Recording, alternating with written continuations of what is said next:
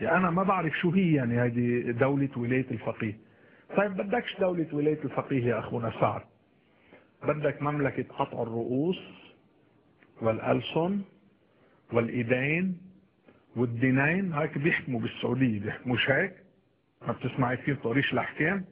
أحكام بقطع الراس بالسيف وقطع الإيد ما بعرف شو، قطع الأذن وقطع اللسان.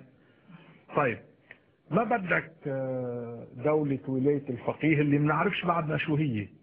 بدك مملكة منع المرأة من انه تسوق سيارة وتروح على الشغل وتظهر. شوفين رايح انا على الرياض وجدة والطائف، يعني شايف يعني ومكة، ف يعني بلا مؤاخذة مثل كيس الزبالة المرأة، كيس اسود، ما بتشوفي شيء، لا وجه ولا عيون ولا شكل ولا ايدين ولا اجرين. طيب بدكش خليني كفي. طيب بدكش دولة ولاية الفقيه، بدك تاخذنا على دولة.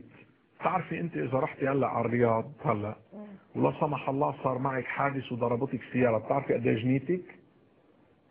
7 ريال لانك مسيحية. لكن الاحتقار للانسان، هاي الدولة اللي بده اياها هذا الخادم عند الامير. شو بده؟ دولة الوهابيين اللي بيكفروا الناس، بيقطعوا لهم رؤوسهم وبيفجرون بالجزائر وبكل المحلات وين ما كان وبكل العالم. شو بدك؟ دولة السطو على اموال الامة وسرق الاموال وصرفها على الملذات. بدك مملكة القمار والبارات، بدك مملكة النهب.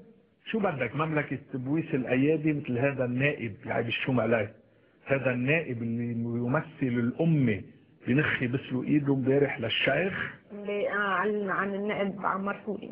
يمكن شو بعرفني، واحد ما بعرفنش من ذا كانوا فكر ما حدا شافه نخ يبدو. بده شو؟ دولة سفلين